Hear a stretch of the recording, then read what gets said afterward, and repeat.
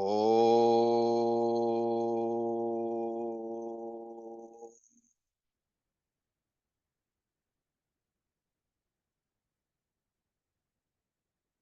Om.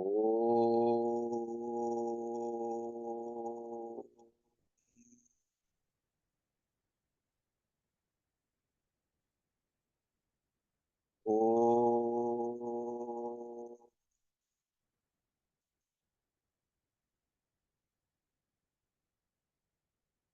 Om Saheno Avatu Saheno Bhunaktu Saha Viryam Karvavahai Tejasvinavadhitamastu Ma Vidvishavahai. Om Shanti Shanti Shanti. Harihi Om Shri Gurubhyo Namaha. Harihi Om. Okay, first I'm going to tell you a little bit about my background. In life, we all have a few addictions. Some people simply cannot go a day, for example, without drinking coffee.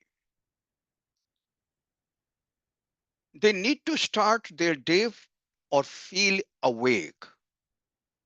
In the same way, I also have a very special addiction, not to coffee. I ask for a coffee once a week only, but to the Bhagavad Gita. A few years ago, I had the opportunity to study this most sacred scripture deeply. I joined the Vedant course at Chinmaya Mission. It was about 9 years ago. That journey was beautiful and life changing. I did not just study one or two books. I began with the Bhagavad Gita, then went on to Foundation Vedant, Advanced Vedant, the Upanishads, and also Master Gita, Master Life.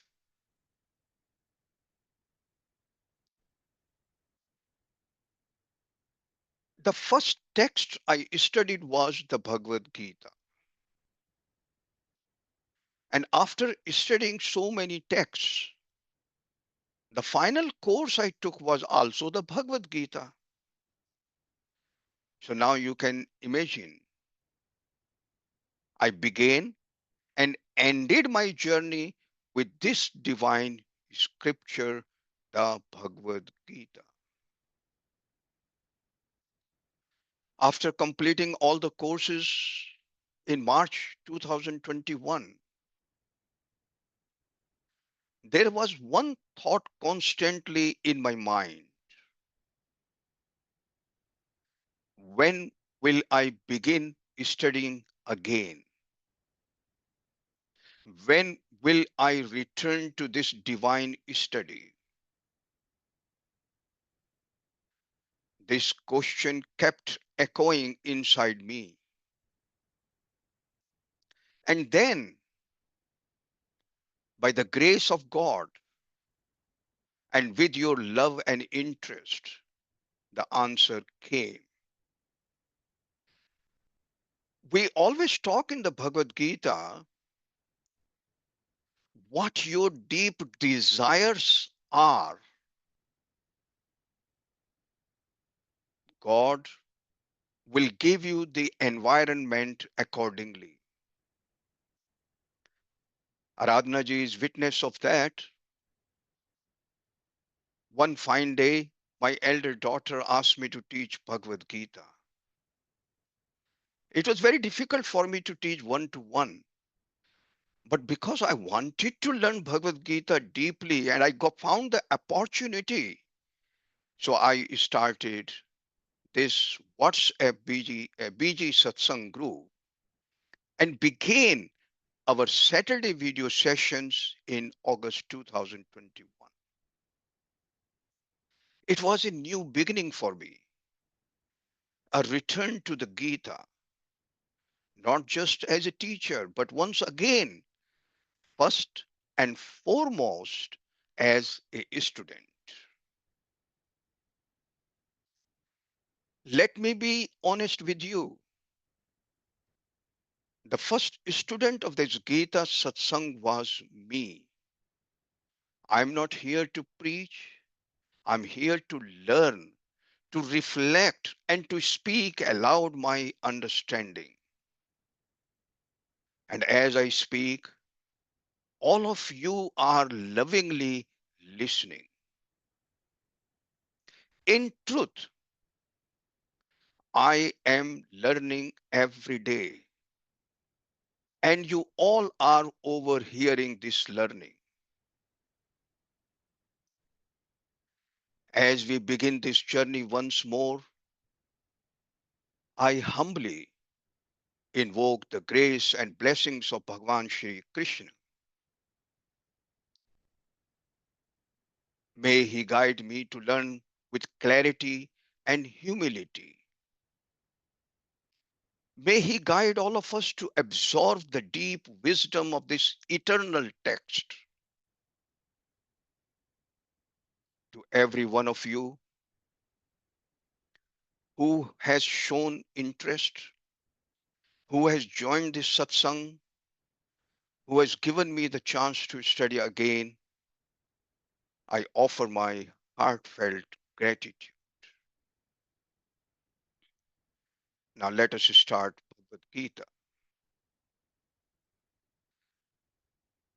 The Bhagavad Gita is not just a book.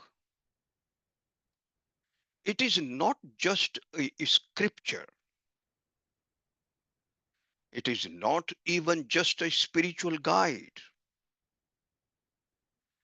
It is the very essence of wisdom, practical, powerful, and sacred. It fills the heart, clears the mind, and transforms our lives.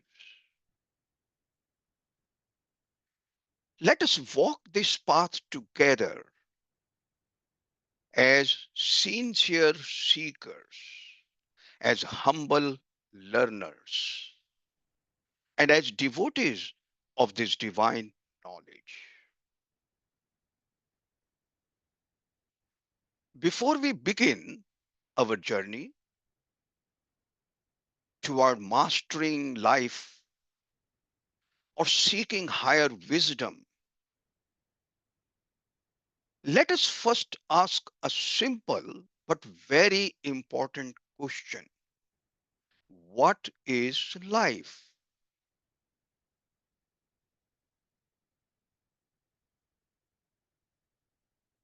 So, what is life in true sense?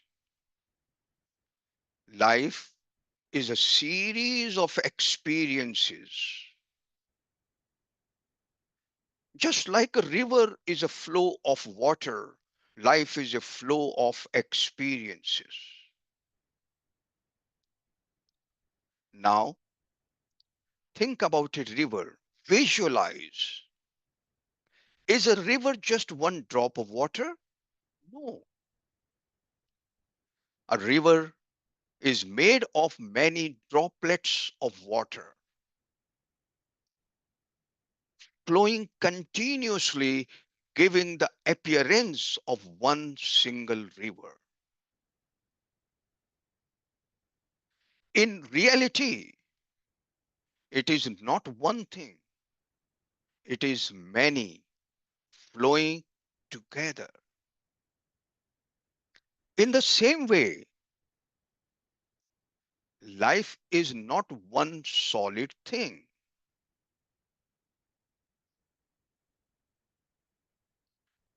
Life is made of many different moments and experiences, some happy, some sad, some peaceful, and some difficult.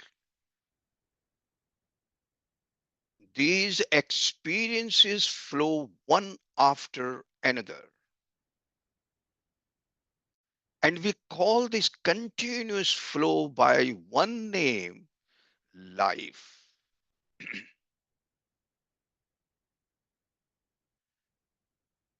Just as the river is made of flowing water, life is made of flowing experiences. We give a single name, life, to this collection of diverse, changing experiences.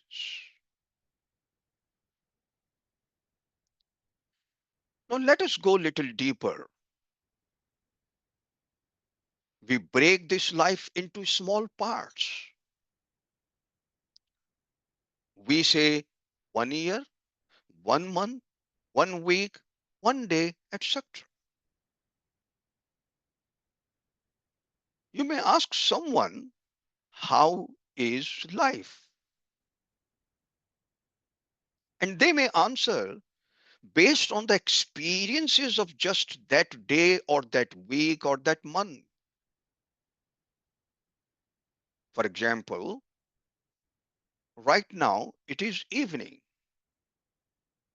If someone asks you now, how is your life? What do you think about?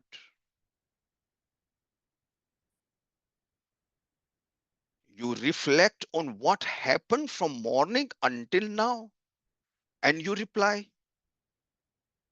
maybe it has been okay, or it has been good, or it has been difficult. So when you answer about your life, you're really talking about your recent experiences. Now, let us understand something deeper. When you say my life is happy, what are you actually saying?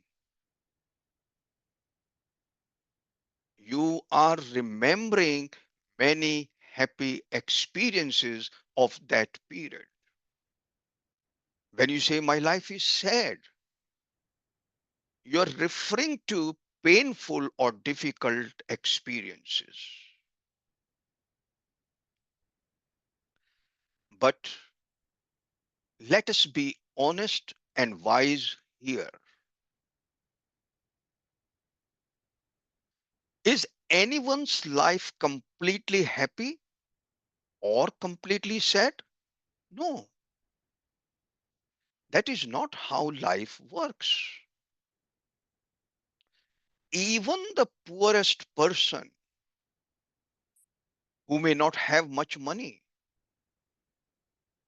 will have moments of laughter, love, or joy. Even the richest person with a big house and many luxuries may sit alone and feel empty. Even during festivals like Deepavali or Christmas, even with all that they had, they felt lonely. And this is the truth. And what is the truth? Happiness and sadness are both natural parts of life. So, what is the truth? Happiness and sadness are both natural parts of life. We cannot avoid them, they come and go, just like the waves of the ocean. You cannot hold only happiness and throw away sadness. Life comes as a package, and we must learn to accept it with understanding. So remember this. And what is this we need to remember? Life is not just one fixed thing. It is a flowing journey of many experiences. Life is the experience of existence, the journey of a conscious being through time, filled with thoughts, emotions, actions, and relationships. It is not just about survival, but about learning, growing, loving, and seeking purpose.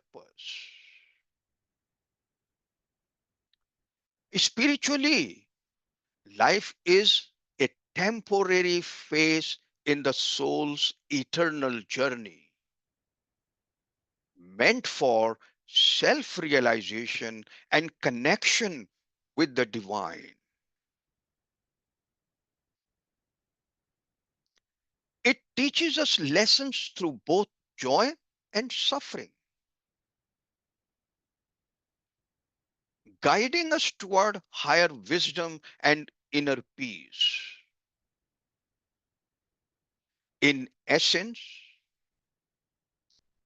life is a sacred opportunity to discover who we truly are and why we are here. Life is a sacred opportunity to discover who we truly are and why we are here. And when we understand this, we stop trying to chase only happiness or run away from sadness.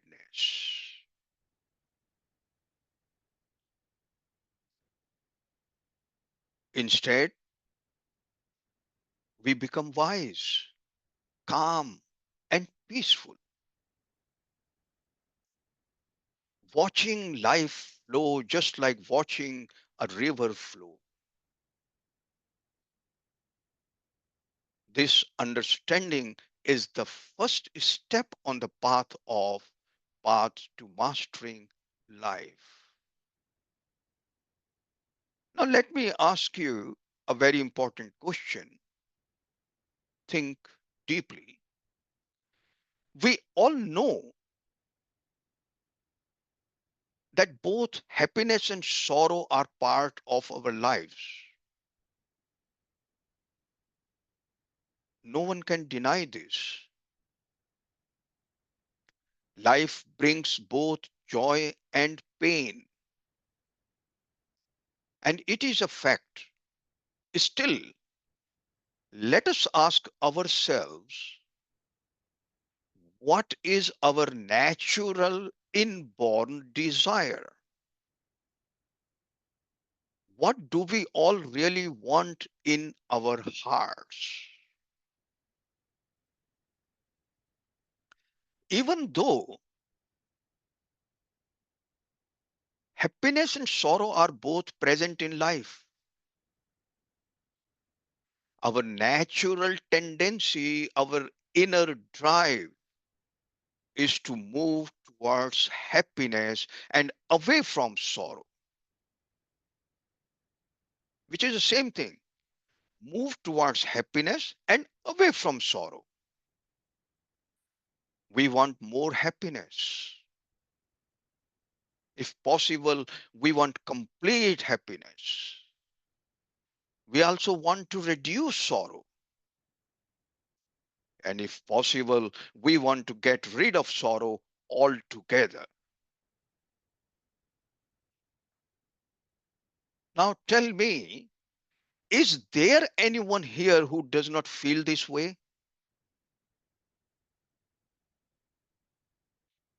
Is there any person who says, I do not want to be happy or I want to remain in sorrow? No. Whether it is a man or a woman, a child or an elder, rich or poor, no matter which religion, nationality, or background, this is the same. This inner desire to be happy and to escape sorrow is the same for everyone. That is why we call it universal, applicable, or not. It is not bound by age, gender, religion, nation, or even time. Whether it is a person from the past or someone yet to be born in the future, this deep longing is the same. It is for all human beings. And now listen carefully. This is not only true for human beings.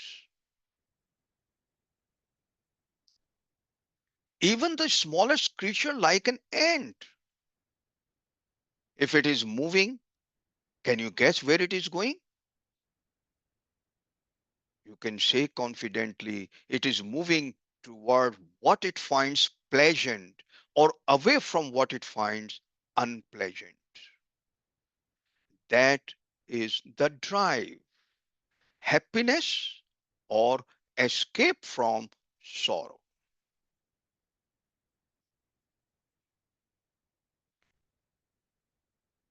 Stand by a busy road and watch people in their cars. And if someone asks you, where are all these people going? What will you say? Whatever their destination, ultimately, they are all going towards happiness or away from sorrow.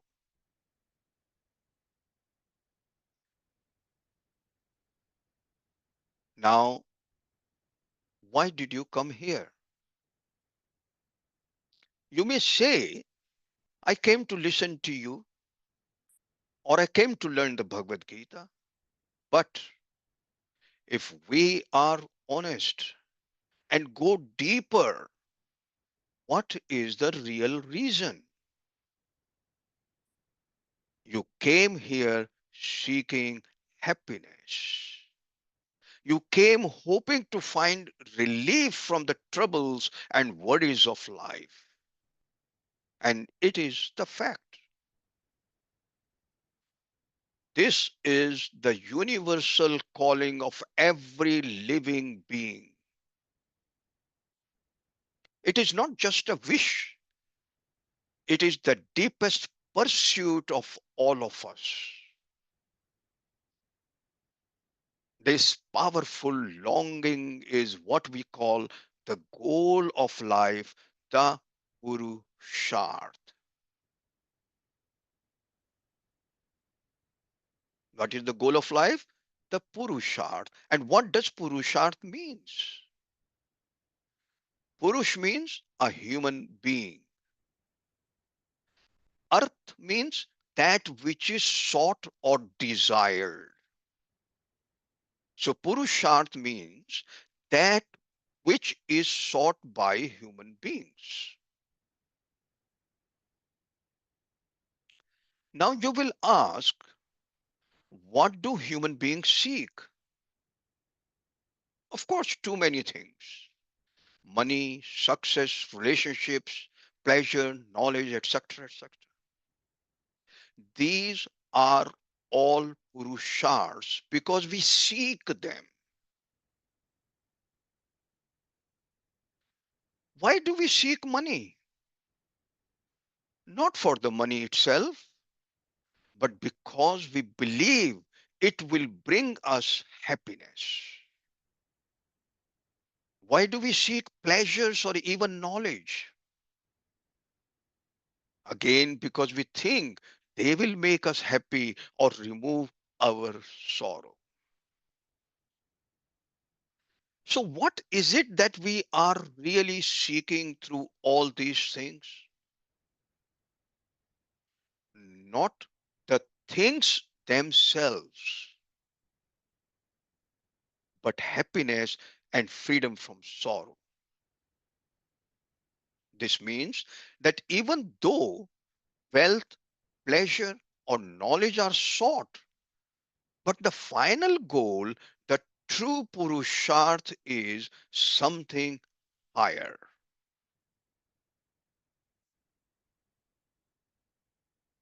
If I say ultimate Purusharth equal blank plus blank, what will you fill in the blanks with?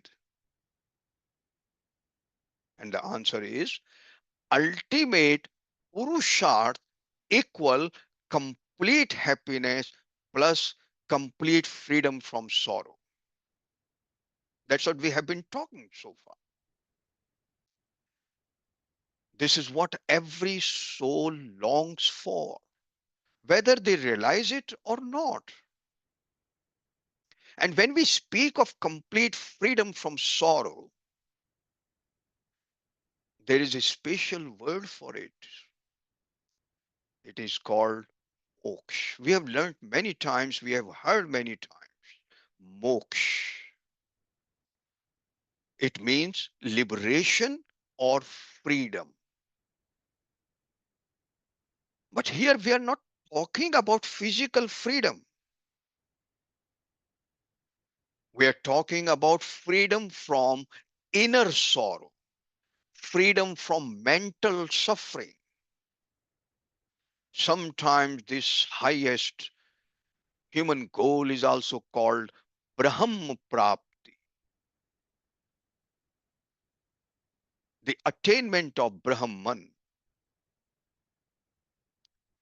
And what is Brahman? It means the absolute, the biggest, the infinite. We refer to super consciousness as well, the complete. So when we say Brahma Prapti, it means the attainment of the highest bliss, the fullness of being, the pure happiness that nothing in the world can give.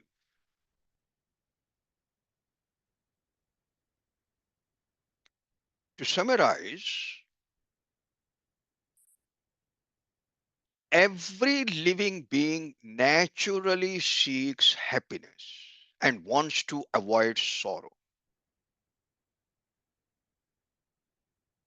This pursuit is universal beyond culture, age, gender, or time.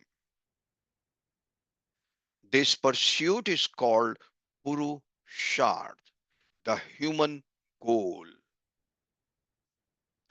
And the ultimate Purusharth is complete happiness or Brahma Prapti and complete freedom from sorrow, which we call moksha.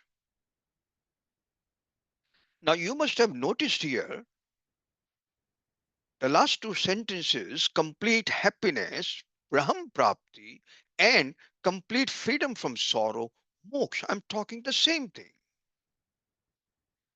This is the real journey of life. All other goals are just steps toward this one final goal. Once you recognize this, you will start living a more purposeful, conscious, and peaceful life.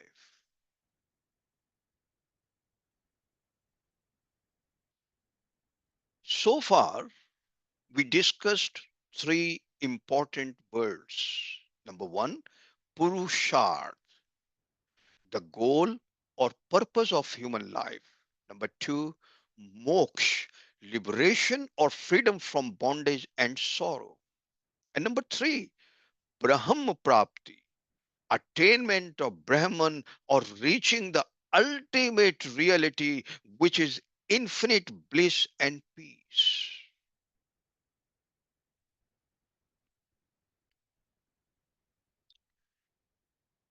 Now let us think deeply.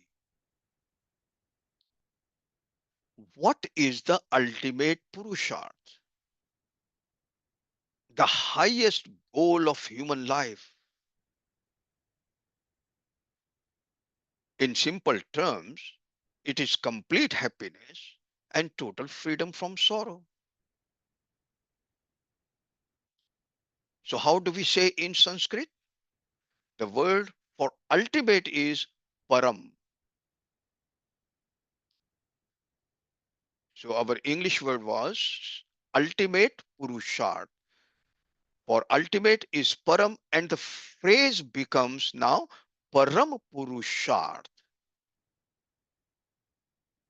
What is this param purusharth made of? It is Brahm Prapti plus moksha. We discussed this. But now here, listen carefully. This plus sign in between Brahm Prapti plus moksha, this plus sign between the two words is not mathematical. It is not like 2 plus 2 equal 4. That very experience of Brahm Prapti, that supreme joy and bliss, includes the total absence of sorrow. So when we say Brahm Prapti plus moksha, it is not really two separate things. They are one and the same. That plus sign which I have mentioned here is only for explanation. In reality, there is no difference between moksha and Brahm Prapti.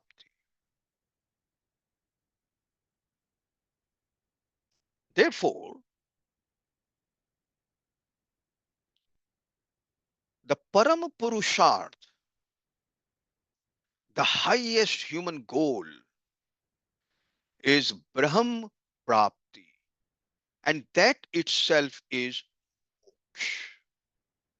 freedom, liberation. When we speak of complete happiness,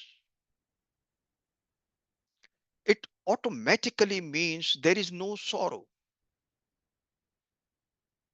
There is no need to say complete happiness and no sorrow.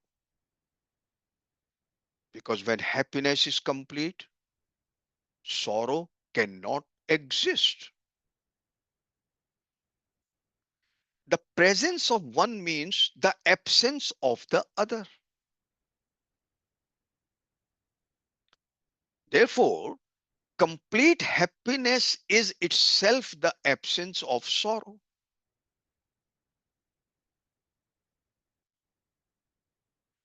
And this complete happiness, this pure, unbroken joy, is what we call Param Purushar, the supreme goal of human life. This ultimate goal is not something someone gave to us. It is not assigned by anyone to us. No God, no scripture, no elder said, this is your goal. Instead, this goal is natural to us. It is within us. It is inherent. This goal is natural to us. It is within us. It is inherent. Every living being seeks happiness. But human beings have the special capacity to realize it fully and permanently.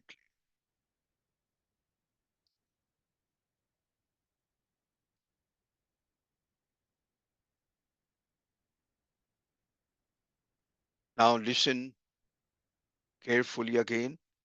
This supreme goal is called Brahm Prapti, correct? Attaining the highest reality, Brahman. It is also called moksha, which is liberation or freedom from sorrow and bondage. Therefore, Parama Purusharth equal Brahma Prapti equal moksha. All three are same. Parama Purusharth equal Brahm Prapti equal moksha. Now a question may come. in your mind. Who gave us this goal? Did someone assign it to us? And we already discussed no one gave it to us. It is natural, just as thirst naturally makes us seek water. When we are thirsty, we look for water. The longing for happiness naturally makes us seek this ultimate goal. But then another doubt may come. If this happiness is so natural, do not animals also seek happiness? Then why do we call it a human goal? Isn't it universal for every being, human beings and animals, everyone? Yes, animals also want happiness, but here is the difference. Animals, they cannot plan to attain this supreme happiness. Only humans can. Why? Because we have been gifted with something very special, a mind, an intellect that can reflect. That is why we are called Manushya, the one who has manas, man or mind. You may say, but even animals have minds. Yes, it is true. But animals do not have the kind of mind that humans have. And what is special about our mind? It can look at itself, it can think about its own thoughts, it can ask, is this thought right or wrong? Is this action good or not good? What should I do with this emotion or desire? This ability to reflect, to examine, and to improve the mind, this power only humans have. Animals work on instincts. That is why we say a human being can rise. And remember this always, if we can rise, we also have the capacity to fall. Freedom always brings both possibility and responsibility. Now see this example. Let's look at a dog. It is born a dog, lives as a dog, and dies as a dog. Very simple, no question, no confusion here. But a human can rise to great heights or fall to great depths. A human being can become like a god, shining with wisdom and compassion, or a human can become worse than an animal, full of hatred, greed, and cruelty. A dog will never become a scorpion. It will never become a fox or a jackal. But a human being, that is different for that. A human can fall and become worse than any of these animals. So human being is born with a freedom to choose. And this freedom is both a gift and a risk. Therefore, when we speak of Purusharth, the goals and accomplishments of life, we only use this term for human beings. We do not say regard the goals of animals. And the reason is very clear because animals do not have this kind of freedom and reflective capacity. Only humans can accomplish true freedom. Only humans can plan for moksha, the supreme goal of life. And that is why you and I have a precious opportunity. Therefore, let us make use of it wisely.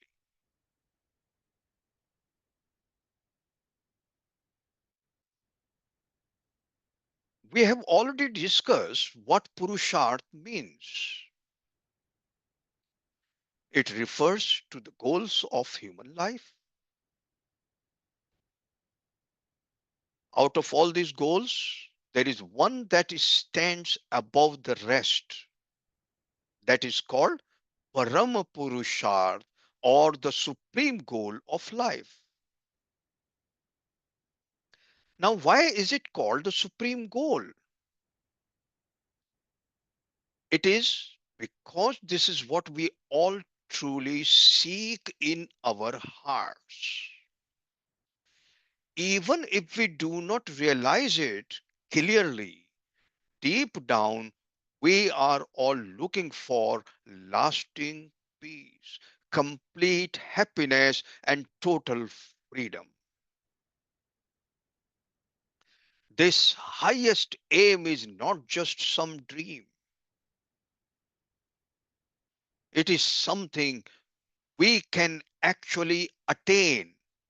Now, if you remember what Purusharth is, Purush, earth, earth, what human beings seeks, right? And that's what now try to understand this. This highest aim is not just some dream. It is something we can actually attain. That is why it is still called Purusharth, because it is something we as human beings can achieve. So now you may wonder, why only human beings? Why not animals or other beings can achieve this? And you know the answer as well. Because human beings are gifted with a special ability. We are blessed with a thinking mind and a sharp intellect. This makes us capable of choosing what is right, reflecting on life, asking big questions, and finding deeper answers. And this is what makes us unique in the entire creation.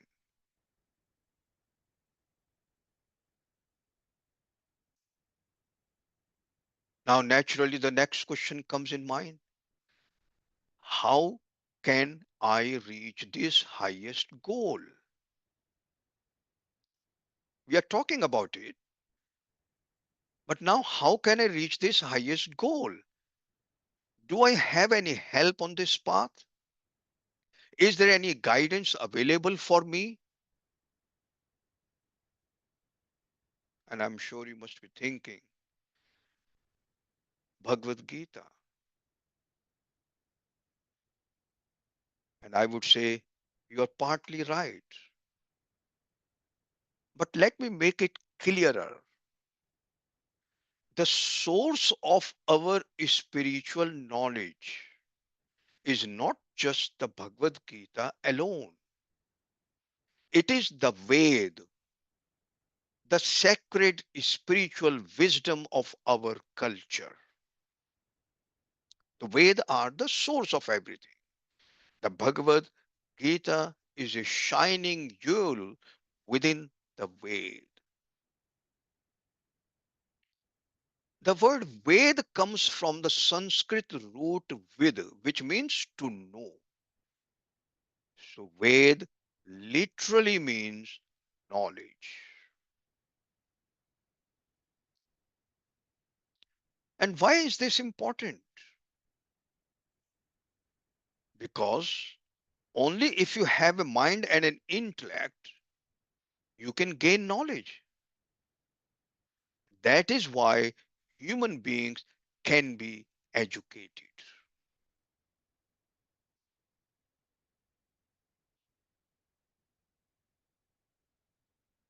Now, let me explain something here that is often misunderstood.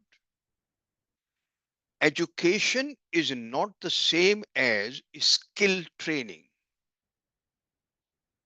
Skill is different from knowledge. A skill is something you get better at by doing it again and again. For example, I'm sure all of you remember those handwriting practice books when you were children.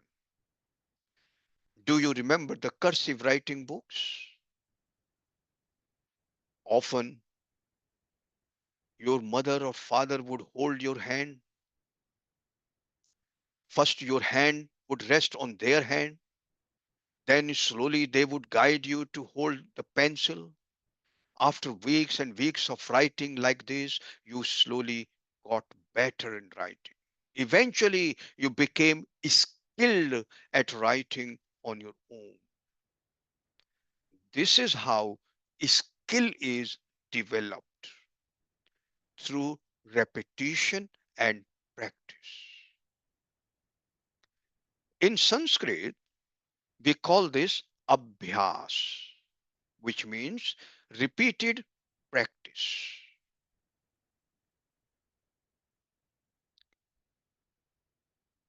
Let me now tell you something very important. Knowledge is not gained by practice. Knowledge is gained by understanding. It comes from thinking deeply and using your intelligence.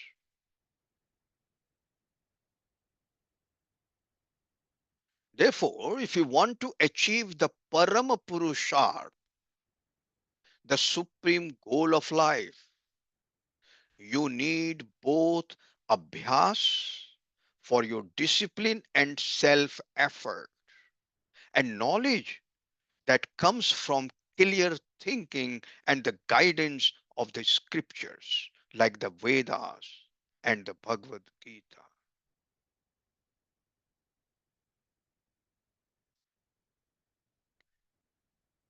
And you might have come across a maths formula in your school. You may have memorized it because it gives you marks in an exam. But let me ask you, do you really understand what it means? Most of us do not.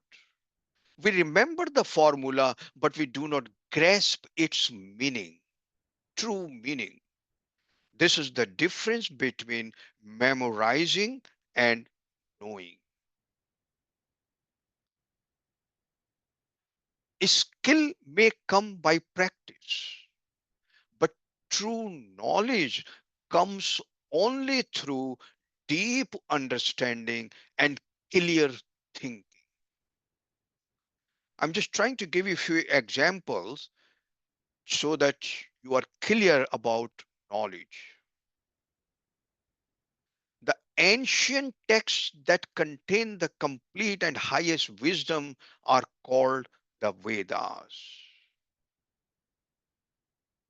The word Veda means knowledge, not just ordinary knowledge, but the highest knowledge. These scriptures hold such vast wisdom that even one small part of it can take years to understand. And when you bring all the subjects together, it becomes enormous. But there is something very special about Vedic knowledge. It deals with those truths which you cannot understand just by using your eyes, ears, or any of your senses. For example, you can know physics, chemistry, or biology by observation, experiment, and inference. That is fine. These may or may not be mentioned in the Vedas, and this is not the point here for discussion. The Vedas speak about deeper truths, about your inner self, about the purpose of life, about what lies beyond death, about dharma, karma, and moksha. These are the things our senses alone cannot reveal.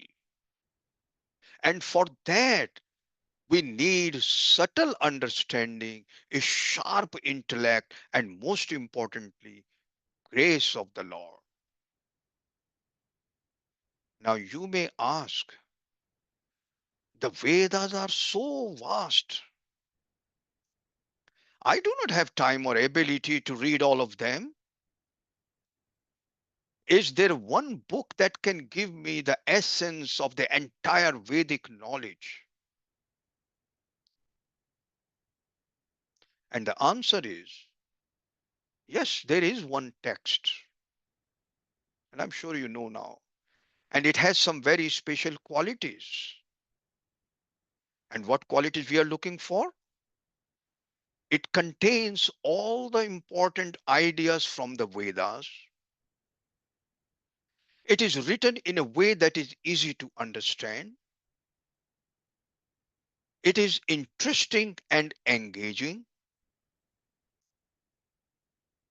It encourages questions and it gives clear and pointed answers. And most importantly, it shows you how to apply this knowledge in your life so that you can not only understand the Gita, but you can transform your life. And that one book is the Bhagavad Gita. So remember this. These are the very two important sentences. Master the Gita is to gain the true knowledge of life, and to master your life is to live that knowledge fully. And what am I doing here? I'm simply sharing these reflections with you. And what are you doing? You are not just hearing. See, I've changed the word. You are not just hearing, but receiving it with attention and respect. Because when you're hearing, it comes from one ear, goes from the other ear.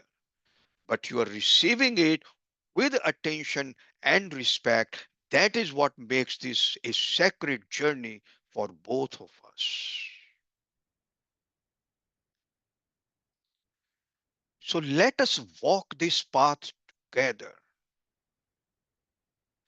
Many of you have already started this journey, some 3+ years ago, some 20 months ago, some more recently. Let us keep walking forward sincerely, patiently, joyfully. Let us offer our best efforts, and surely the Lord will bless us richly. Let us master the Gita, and through her, master ourselves. With grace, all is possible. Now, let us have a very quick revision of some key words. What is life? Life is the journey of the soul Atman. through various experiences in the material world, which we call samsara. It is an opportunity to evolve spiritually, fulfill duties, dharma, learn from actions, karma, and ultimately realize our divine nature. Second, Purusharth. Purusharth refers to the four goals of human life that give it purpose and structure. Number one, dharma, righteous living and duties. Number two, arth, earning wealth ethically. Number three, calm, enjoyment and desires within moral limits. And last one is moksha, liberation from the cycle of birth and death. Number three, ultimate purusharth. The ultimate purusharth is moksha, the highest goal, while dharma, earth, and calm are for worldly living. Moksha frees the soul from the bondage and leads to eternal peace and unity with the divine. And what is moksha? Moksha means liberation, freedom from ignorance, desires, and the cycle of birth and death, samsara. It is the realization that the self Atman is eternal and one with the supreme reality. Number five, Brahma Prapti. Brahm Prapti means attaining Brahman, the supreme, formless, infinite reality. Nirguna.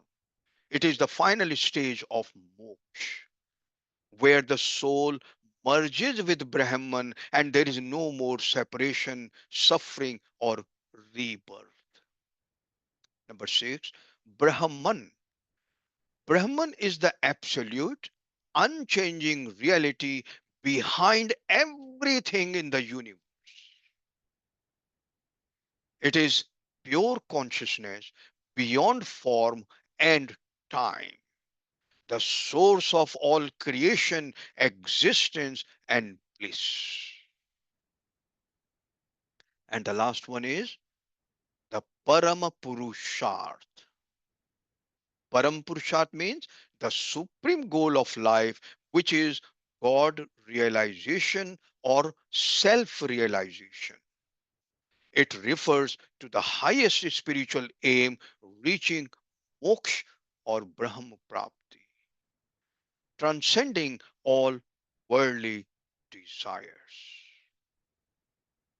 Hari Om Tat Sat means salutations to the supreme reality. May all actions be pure, selfless, and dedicated to the divine truth. I will conclude here.